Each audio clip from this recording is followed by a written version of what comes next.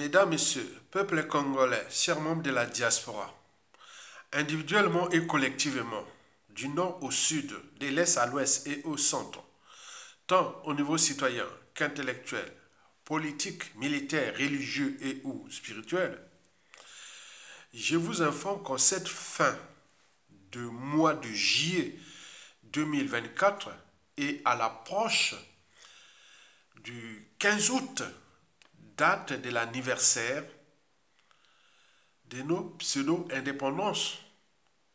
Vous le savez que cette année, le 15 août 2024, nous allons fêter les 64 ans de notre pseudo-indépendance. Par ailleurs, la situation actuelle ou la situation politique, économique, sociale et humanitaire est plus que problématique dans notre pays. Puisque nous vivons actuellement dans le climat sociopolitique et militaire délétère. Puisque d'un côté, la France-Afrique, qui avait réinstallé le despote Denis Sassou Nguesso à travers le coup d'État le plus sanglant de l'histoire de l'Afrique, le coup d'État du 5 juin au 15 octobre 1997 qui avait déjà coûté la vie à 30 000 Congolais, suivi des opérations Mouébara de 400 000 Congolais, dont les familles disparues du beach. Et depuis 1997, Sassou Nguesso n'a cessé de s'acharner contre nos peuples congolais et notre pays, avec la complicité de la France-Afrique. Sinon, ça cesserait. Denis Sassou Nguesso a piétiné nous, peuples congolais, et fracassé notre pays. Notre pays est devenu dans une situation de vulnérabilité totale. Et au regard du contexte anti-France-Afrique, celle-ci cherche, la France-Afrique cherche le remplaçant.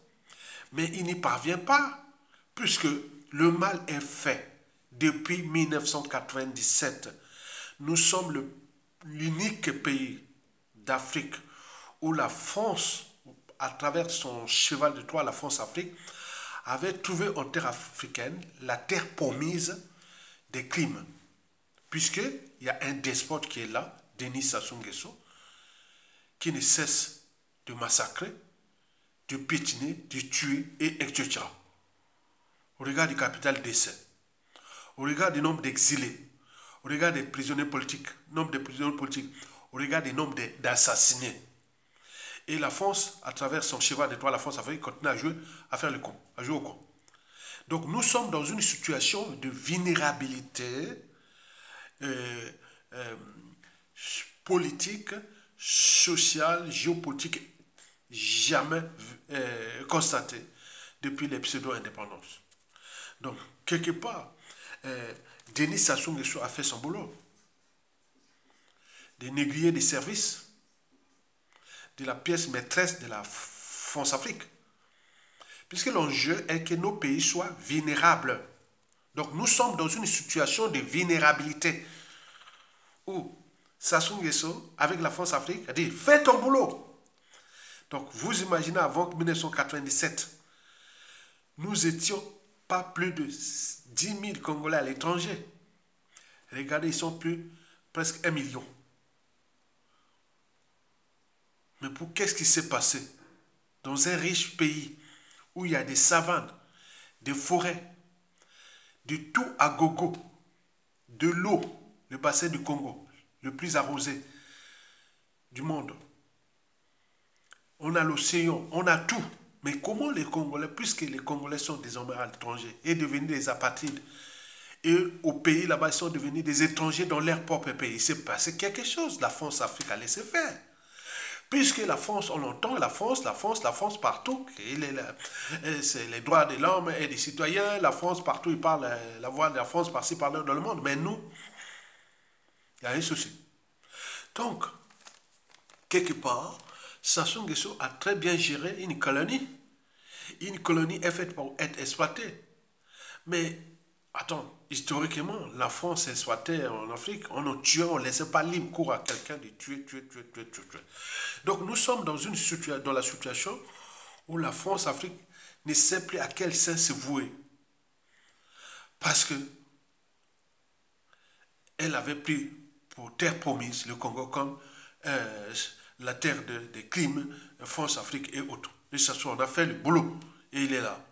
Donc il continue à jouer au jeu du chat et la souris avec nous et les despotes et voilà. Donc Donc nous sommes dans une situation là où même les despotes n'est plus invités par-ci par-là par la France Afrique, mais aux coulisses ils se rencontrent. Donc on les sait. Et donc dans cette configuration là,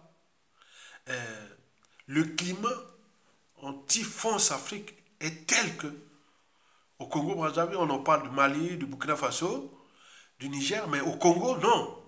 Il est, il est, il est logique pour tout Français qui a au moins un cerveau, une âme, une conscience, comme tout humain, il peut se dire que la France a fait du mal à ce peuple Congo, Brazzaville, comme elle a fait le mal à d'autres pays d'Afrique francophone, où elle appelle le précaré. Un partenaire ne vient pas pour tuer. Un partenaire reste un partenaire. Partenaire amoureux, partenaire autre, et ça. Donc nous, on a laissé libre cours à Sassou Nguesso de massacrer. Et donc le pays est parti d'un pays en voie de développement avant l'arrivée de Denis Sassou Nguesso, en passant à un pays du tiers-monde. Maintenant, nous sommes devenus un pays du quart-monde. Et il y a même un néologisme que j'ai vu là, il faut que je retrouve. On qualifie maintenant le Congo. Mais comment on a fait ça? Et la France-Afrique, et la France continue à traiter des affaires en coulisses avec Sassou Nguesso. Donc on a tout compris. Donc nous sommes dans ce climat-là, où les divorces semblent être consommés entre la France-Afrique et les Congolais. Vous avez tout compris? Très bien. Et de l'autre côté, c'est-à-dire au niveau national, nous avions 3 agendas en cours. Retenez bien, en cette fin du mois de juillet 2024, vous savez que historiquement, les bonnes nouvelles dans notre pays, depuis les pseudo-indépendants, depuis le 15 août 1960, ça passait toujours soit au mois de juillet et ou août. Donc si on rate, on a dit on va rater peut-être juillet là, peut-être il y aura peut-être mois d'août, il va nous donner, il y aura peut-être des bonnes nouvelles, mais sinon à défaut, on va attendre la 2025, c'est-à-dire juillet-août 2025, au moment où le Congo sera déjà submergé en 2025, parce que Sassou avait dit que le pays sera pays émergent en 2025. Mais là, il va être un pays submergé, vendu à la découpe et enterré en 2025. Donc c'était vraiment le projet Sassou, c'était ça. Donc là, je vais vous parler de ces 3 agendas-là, de ce que vous, citoyens, qui avez au moins un cerveau, une âme, une conscience, dont parler.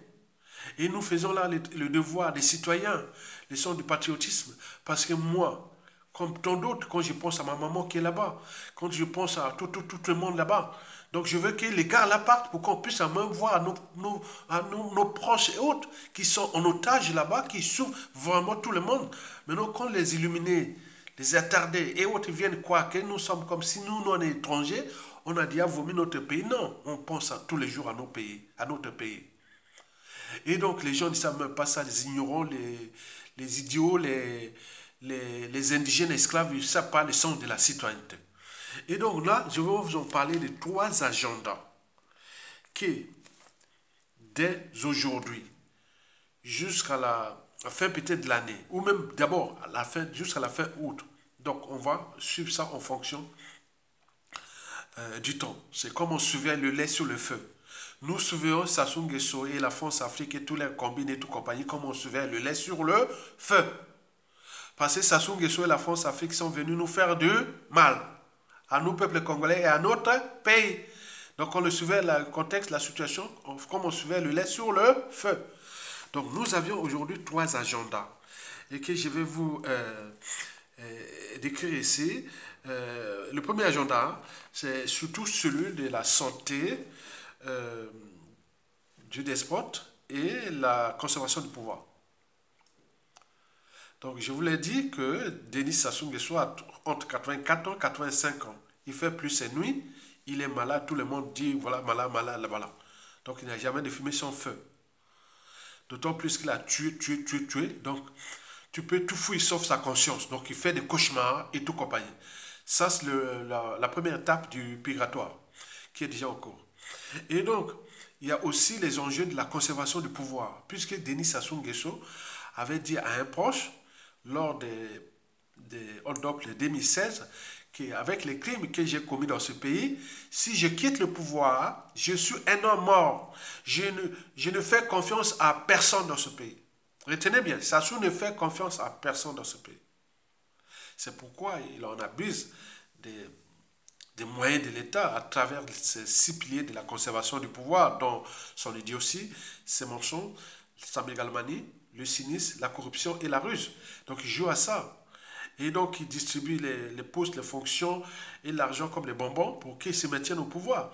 Et donc là, l'agenda, c'est la santé du despote.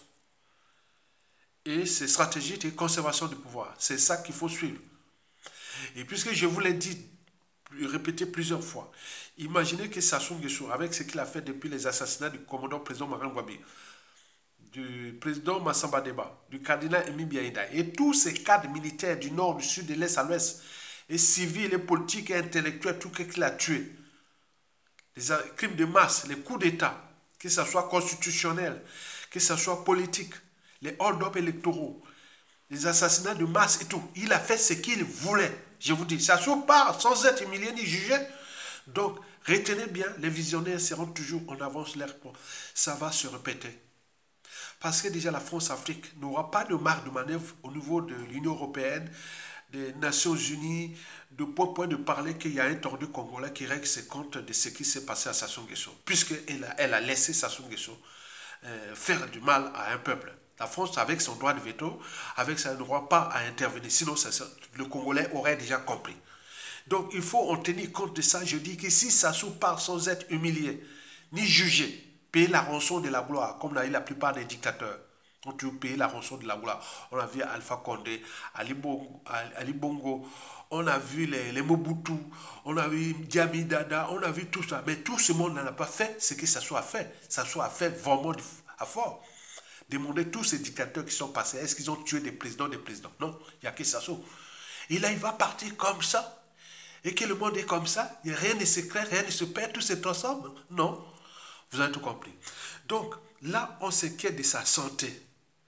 Donc, est-ce que lui, il va continuer à jouer à sa stratégie, les moyens de l'État dont il a confisqué, dont il exerce des pressions sur la population, même si c'est un peu d'apaiser les tensions avec l'insécurité publique, en nommant un nouveau maître de l'insécurité publique, en jouant le tour de passe-passe, et certains illuminés disent, ah oui, tiens, ça commence à bien faire. Non, c'est de la comédie.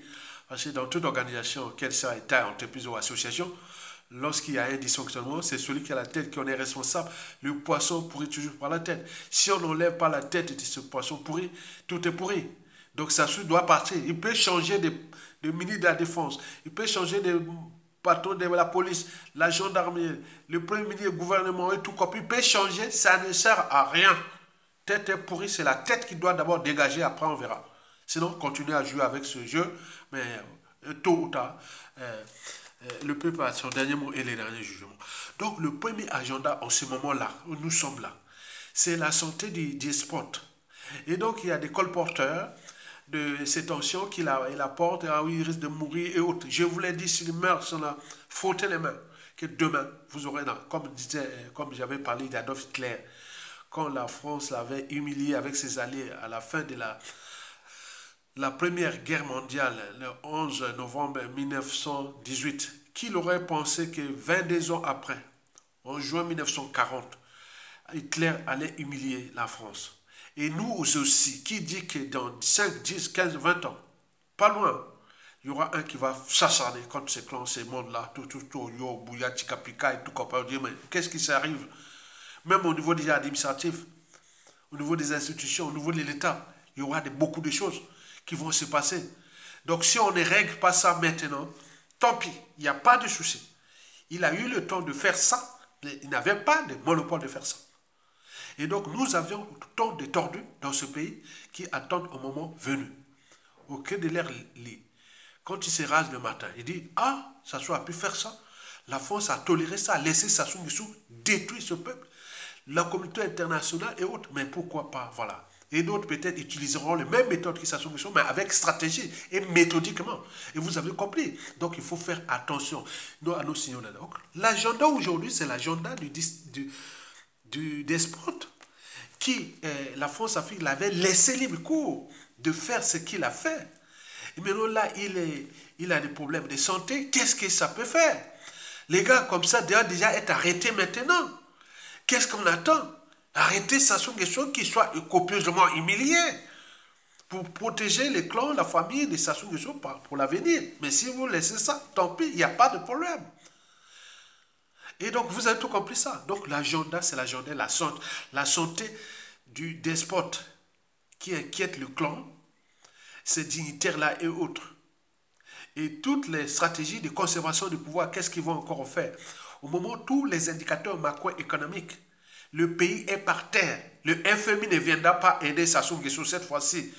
Déjà en 2018, on l'avait demandé d'appliquer les 36 ou 38 mesures.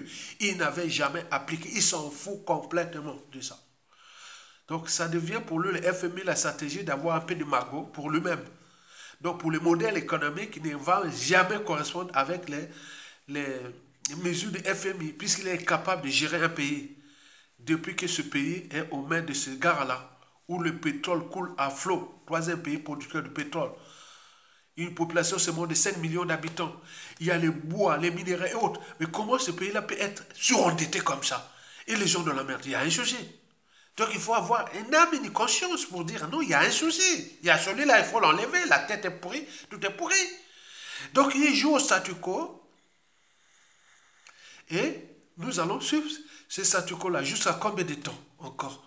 Puisqu'on ne parle que de la santé du distant. Voilà. Donc je vous répète ça plusieurs fois pour que vous ayez ça à l'esprit.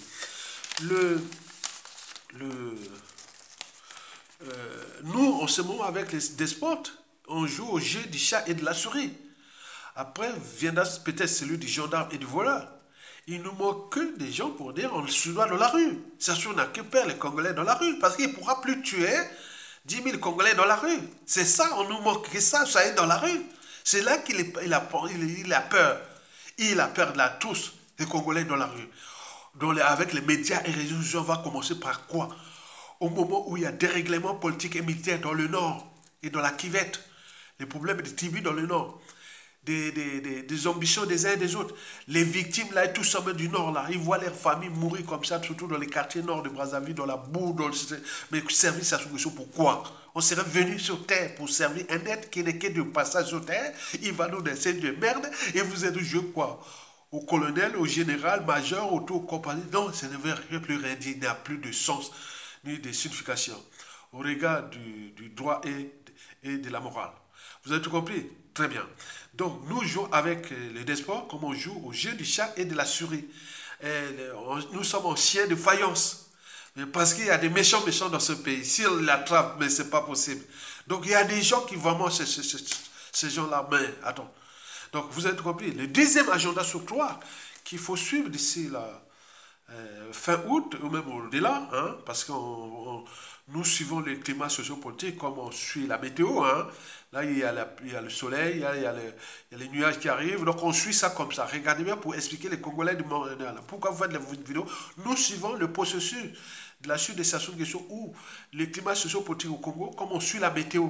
On voit que, ah tiens, il y a les nuages qui vont arriver, il y a le soleil, donc nous, on suit ça pour voir, voilà, jusqu'à la fin. Donc, le deuxième agenda sur toi, surtout de la presse Sassou Nguesso, qui est inévitable, puisque toute dictature a durée de vie limitée. Tout a un départ et un terminus. Tout a une fin. Sassou va finir, il va finir, il est fini. On le sait. Donc c'est un processus. On part d'un point A à un point Z. On ne sait pas à quel niveau nous sommes dans la lettre de l'alphabet français, par exemple. A, B, C, D jusqu'à Z. Donc on ne sait pas si nous se trouve à X ou à Y ou Z. Voilà, on est, voilà, donc on est à quel niveau. Donc vous comprenez ça. Ou quand vous prenez un moyen de transport en commun, vous êtes à l'avant-dernier arrêt ou voilà. Donc on est là, on ne sait pas. Seul Dieu sait. Connaît l'heure, la date et autres. Mais en attendant, donc je veux donner les deuxièmes agendas sur toi de la situation actuelle. C'est-à-dire, il y a d'un côté, il y a trois enjeux en ce moment de la situation, de la fin de Sassou Nguesso. Il y a trois enjeux. Écoutez bien.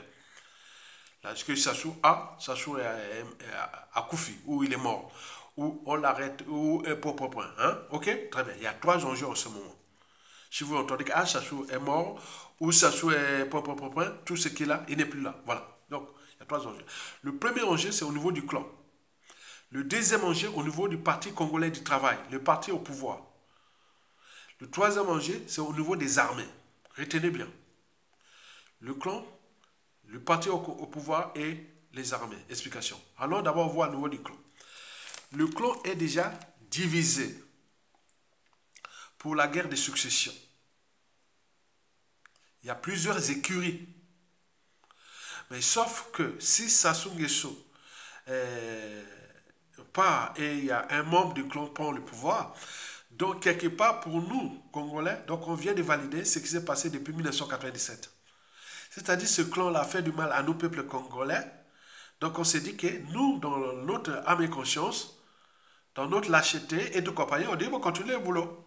Parce que s'il y a succession au niveau du clan, la signification de cette succession est que nous validons tout ce que ça soit fait contre nous, peuple congolais, depuis 1997. Et donc, ça sera la honte, l'indignité et les déshonneurs éternels. Quelqu'un qui est venu nous a piétiné à travers ce coup d'État juste à ce qu'il fait. Et après, le clan reprend le pouvoir. Donc, à ce moment-là, nous pourrons être vraiment souillés à vie. Ça sera une honte nationale pour tout Congolais, civil, militaire, intellectuel, autre, ça sera la honte. Vous imaginez ce clan-là où tous les mots, les injures, les menaces et tout compagnie, qu'on nous dit, voilà, ils ont détruit le pays, ils vont succéder. Voilà. Donc, il faut voir, le clan déjà divisé pour la succession, mais si et seulement si le clan prend le contrôle, donc il faut déjà que dans la tête, les Congolais, hein, pour ceux qui ont la forme de dignité, dire, le pays est mort. Les Congolais, c'est vraiment, c'est mort. Mais d'ailleurs, mais quoique, au niveau du clan, si celui qui fait le coup, il fait le coup, s'il ne réjouit pas le peuple, il est certain que son pouvoir ne va même pas durer. On regarde déjà la division du clan, du dérèglement politique et militaire dans le Nord. Il n'y a pas que ce clan Bochla qui doit diriger le Congo. Donc il y a autant de nordistes là-bas qui boudent, qui... Voilà. Et n'oublions pas les contentieux historiques dans le Sud, là où il a détruit le Sud, vendre le Sud, tué depuis 1997, et tout le monde va dire, on va trouver un membre du clan, qui, ce sera qui? Kiki? Ce sera qui? Jean-Dominique Okemba? Jean-Jacques Bouya? Edgar Nguesso? Tout ça, attends, c'est pas possible. C'est jamais vu. Que le Congo du Nord au Sud, de l'Est à l'Ouest, on n'a pas de cerveau, des bras, des hommes et autres qui disent, et en tant qu'on va, ils ont le jeu de déniquiser Sassou Nguesso avec ses mercenaires, avec le pétrole qu'il a volé du Congo. Et en plus, il a voulu vendre les terres du Congo. On va les laisser à lui. C'est quoi cette affaire? C'est pas qu'il est étranger ou autre. Non, il y a un problème de principe. Il y a le principe d'un peuple. Non, on ne peut pas accepter ça. Mais qui? Jean-Dominique Okemba, qui depuis le coup d'État, 97% des assassinats par les poisons, c'est que lui. Vous allez faire les gens qui, si parfois, ils viennent créer les polémiques par émotion haute, des criminels sont là. C'est qui va voir Jean-Dominique Okemba, qui nous a traînés au procès ici, qui a volé nous, mais tué même, et tout compagnie. Vous allez faire quoi? Que le monde là, nous, c'est quoi? Qui? Jean-Jacques Bouya, avec les pseudo-grands travaux.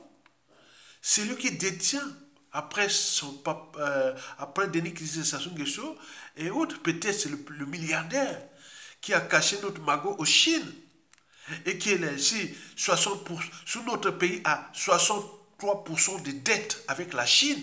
C'est grâce à Jean-Jacques Bouillard et le magot est là-bas. Qui Jean-Jacques Bouillard, il va quoi? Attends, c'est pas possible. Il va être là, attendez. Qui Jean-Jacques Bouillard et Jean-Dumont Kemba, mais qui Edgar Nguesso, qui prenait l'avion, un jet privé, amenait toutes les femmes, les jolies femmes venues du monde entier, bunga bunga. Ils partent à l'aéroport d'Olombo, en avion. Ils sont allés faire le bunga bunga pendant 2 heures, 3 heures, en montant sous l'avion dans le ciel. On va alors au sud, passant sur le fleuve Congo, en tournant au nord là-bas, avec la frontière avec la Centrafrique, et Venise atterrir. Ils sont allés faire le bunga bunga dans le ciel. Et que celui qui a passé, qui est de temps, attends, Edgar Nguesso. Attends, c'est pas possible. On est quand même, attends, il y a un pays descendu bas, ces gars-là. Jean-Dumont Kemba, Bouya, Edgar Nguesso. Oh, mais attends, le pays est mort. Il y a un problème. Donc, eux, ils se battent là parce qu'ils ont la peur des lendemains. Parce qu'ils croient qu'avec les moyens de l'État dont ils disposent, ils peuvent tout faire pour conserver le pouvoir. Mais ça ne va pas aller loin. Donc, il peut certes avoir quelqu'un au sein du clan, mais celui-là, il va désormais virer le clan là pour maintenir son régime. Donc, il y aura division. Il va être en situation de vulnérabilité. Il ne va pas jouer au Lingingema, au Congo, parce que nous sortions de la situation de Sassou Nguesso de 1997 à nos jours. Ce n'est pas ce qui s'est passé au Gabon. Nous avons une autre répartition géopolitique, sociopolitique et des contentieux autres qui ne sont pas ceux du Gabon. Donc, vous allez faire quoi? Ces gens-là qui se préparent dans les écuries, hein, les Kiki, les gens de Mokemba, les Bouya, les Diga Nguesso et autres. C'est quoi cette affaire-là? Donc ça ne va pas aller loin. C'est le risque d'instabilité et ou de chaos. À défaut du statu quo. Donc ça ne va pas aller loin. Personne ne viendra travailler avec ces gens-là. Même si on peut changer Saint-Paul par Saint-Paul. Ou enlever les carapaces. Les gens vont vendre de ça ne va pas aller loin. Il y aura d'autres choses qui vont passer. Voilà, on regarde du contexte France-Afrique. On dit France Afrique, du contexte géopolitique, géostratégique, sous-régional. Il va arriver quelque chose où les gens vont se situer calmement. C'est-à-dire, on n'a plus les pouvoirs à ces âges et les gens, peut-être la période de transition, petit PD et tout, bon, boum, il est parti. Et ça va être chaud pour eux. Parce qu'ils n'ont pas obtenu aux injonctions du peuple, tenant à chasser Sassou Nguesso et à rendre le pouvoir au peuple. Mais ils ont voulu confisquer pour préserver leurs privilèges, leurs passe-droits, leurs biens mal acquis, leurs crimes et autres. Mais jusqu'à combien de temps encore? Donc au niveau du clan, il y aura la succession au niveau du clan, il y aura 3 significations. La première signification, c'est que nous, on valide tout le mal que le clan a fait contre nous. La deuxième signification, c'est que nous, peuple congolais, on perd notre pays par cette lâcheté. Et la troisième situation, c'est que nous, on est des incapables, on n'est rien, donc voilà. Personne ne voulait encore dire. Mais ça ne va pas aller loin. Donc, il y aurait une malchance de rencontrer ce clan et qui a des moyens militaires, mais qui, en réalité, il n'a pas ces moyens, puisque au niveau effectif, ils ne sont pas tous débauchés.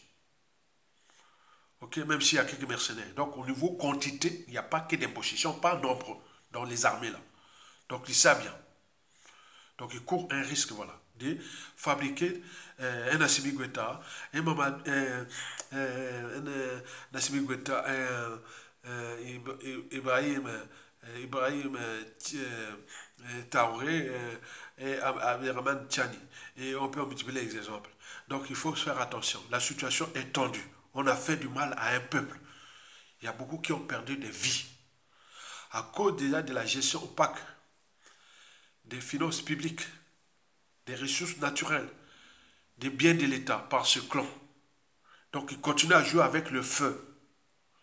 Mais comme tout a un début et une fin, à force de jouer avec le feu, on finit par s'ébrouler. Donc laissez jouer encore le feu. Ça, c'est le premier enjeu de cet deuxième agenda sur toi. Le deuxième enjeu de cet agenda, deuxième agenda sur toi, c'est le PCT, le parti au pouvoir.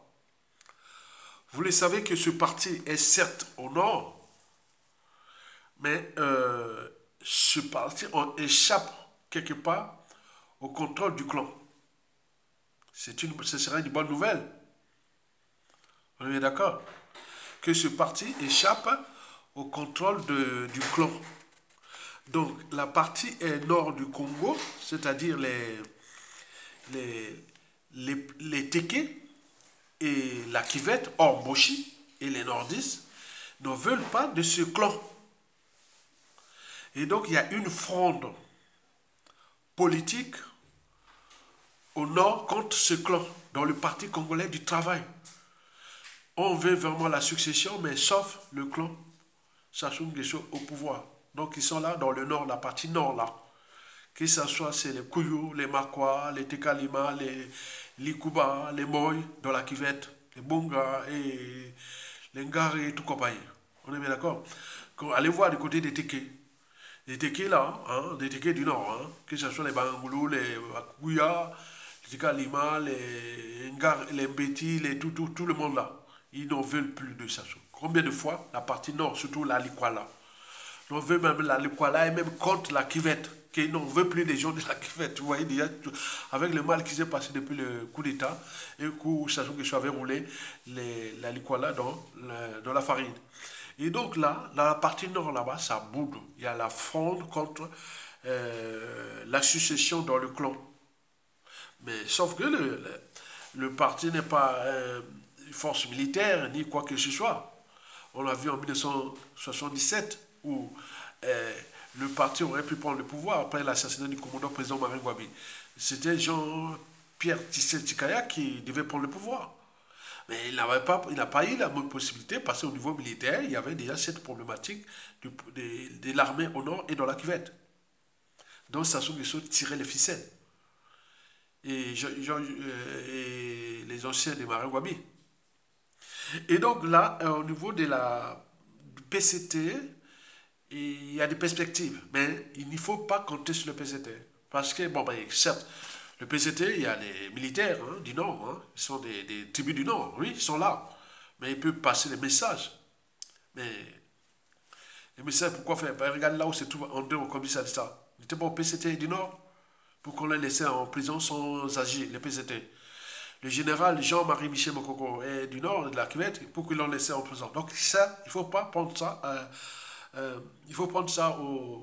pas au sens propre, mais au figuré. Donc on ne sait jamais pour le PCT. Donc c'est leur affaire. Mais quelque part, le PCT, ces gens-là ont peur de perdre les privilèges, les passe-droits, les trains de vie dorés et tout compagnie. Puisque pour conserver le pouvoir, Denis Sassou Nguesso a inondé les dignités du PCT de moyens financiers énormes. Mais ils ont peur de ça. Ils veulent que ça continue, mais qu'on fait. Donc en réalité, le PCT veut que Sassou Nguesso reste là, mais à la presse, Sassou Nguesso ne veut pas que ça soit un garde du clan ou d'un Bouchi ou autre. Que ça soit peut-être un autre. Mais est-ce qu'ils vont-ils réussir? Au regard de la situation, c'est tous les questionnements. Ça, c'est le troisième enjeu d'ici là. Donc, le deuxième agenda sur toi, je voulais parler des trois enjeux. Le clan qui se divise, qui se pense que le pays là appartient. Est-ce que c'est vrai? Ça, non, certainement pas. Le deuxième enjeu, c'est le PCT qui il pense déjà au lendemain et qui, voilà, est-ce qu'il va revenir au socle du PCT? Certainement les Kouyou, hein, les Kouyou qui ont créé les PCT au nord, hein, c'est les sortes de Ngwabi. Est-ce que, voilà, depuis que ça soit damé les pieds au Kouyou, qu'ils militent chaque fois? Mais on ne sait pas, quoique. Bon, le troisième et dernier enjeu est militaire. Donc, pour fixer les idées, je vous ai parlé de trois agendas. Le premier agenda sur toi, c'est la santé du despote qui est au crépuscule et les perspectives de conservation du pouvoir jusqu'à la mort. Parce qu'il a dit qu'il a commis des crimes par-ci par-là. Donc, s'il quitte le pouvoir, il sera déjà un homme. Donc, il veut mourir au pouvoir. Ça, il faut en tenir compte. Le deuxième agenda sur trois, il y a trois enjeux. Le premier enjeu, c'était le clan, qui est divisé, qui cherche à contrôler. Et donc, pour nous, ça sera vraiment enterrer le Congo, si ça se passe au niveau du clan. Le deuxième enjeu, sur trois, de cet agenda, c'est le Parti congolais du travail qui, comme je vous l'ai dit, tout sauf le clan, ou même si on trouve dans le clan, il ne faut pas que ce soit les Denis Kissé Sassou Nguesso, que ce soit, ils ont leur attribution, donc c'est vraiment stupide, idiot. Et puis le troisième enjeu, je voulais parler de l'enjeu militaire. Militaire, nous avions déjà les forces en présence. Déjà au niveau du clan. Nous avions déjà Edgar Nguesso qui commence à montrer ses muscles. Bon. Vous avez Denis Kissé Sassou Nguesso avec ses mercenaires. On est bien d'accord? Ça, c'est des forces qui ont en ce moment. On en parlait aussi de Jean-Dominique Okemba qui montrait qu'il y avait 68 généraux. Hein? Bon. Donc, vous imaginez lui-même qui est sur un siège éjectable. Et donc là, il y a Edgar Nguesso, le neveu du despote, et Kissé Sassou Nguesso, qui est le fils, qui est avec ses mercenaires rwandais et autres. Et puis, du côté des armées, il reste le général Okoye et le général Mojo. N'oublions pas les réseaux Oba-Pierre, etc. Tout ce monde-là est en guet-apens. Bon, il faut savoir que ces gens-là, même dans ce clan militaire, ils croient que l'armée est avec eux. Non, parce que, écoutez, d'abord, la problématique du ministre André Okoumoussatsa, du général Jean-Marie Michel Mokoko, et de tous ces officiers du Nord-Est là qui l'ont assassiné, qu'ils se soient assassinés avec les poisons de Jean-Dominique Okemba et Jean-François Neguet, dont les généraux Avoukou, Adoua, Motado, les colonels Tchirou, les colonels au sud là qu'on appelait Tati. Et il y a eu beaucoup d'assassinats, ils ont assassiné plein de gens. Oh là là, c'est chaud. Donc il y a des règlements politiques et militaires dans le Nord, les ambitions des uns et des autres. On ne sait pas dans le Nord là. Les officiers, l'effectif total des armées, soi-disant au Nord, n'est pas du côté de Bossi, d'ailleurs, en termes de population. Donc il y a beaucoup de Nordistes.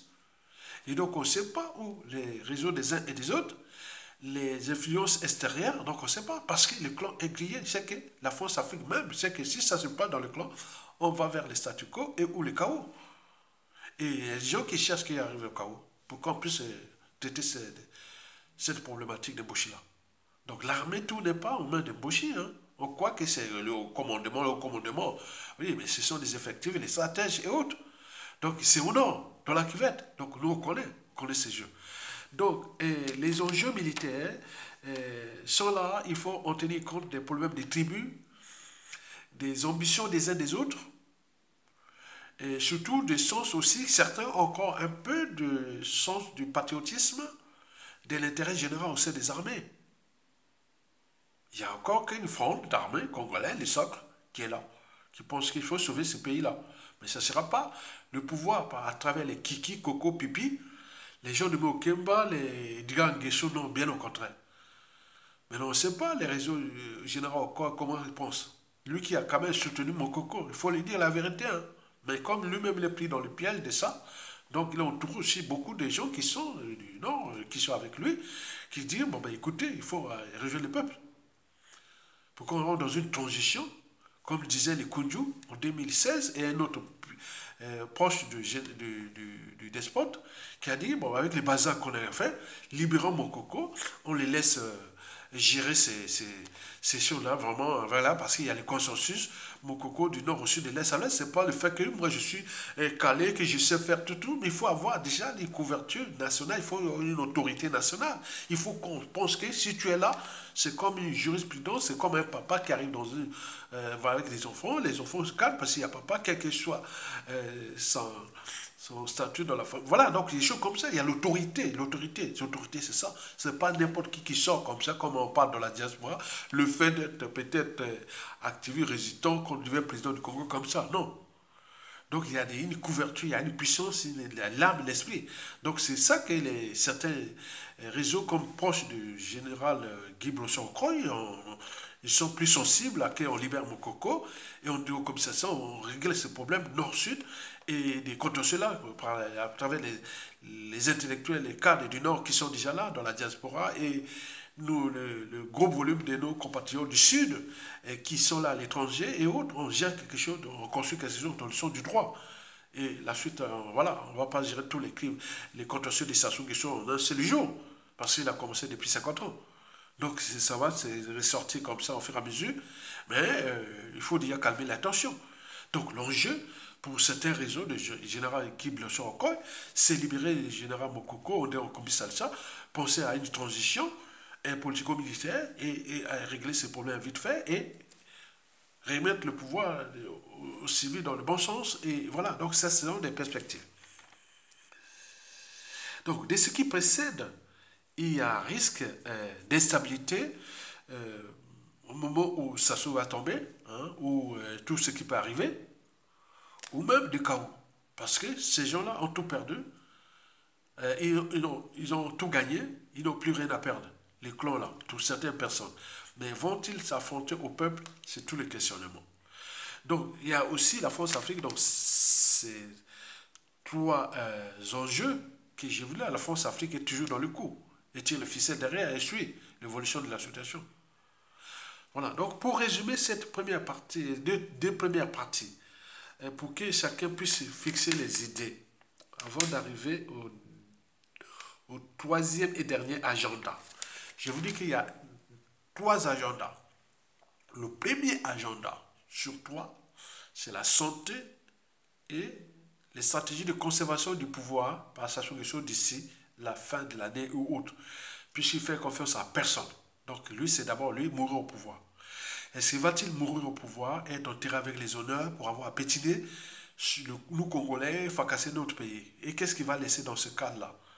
Donc il va laisser des défis permanents, comme je vous ai parlé dans plusieurs vidéos. Il faut retenir ça.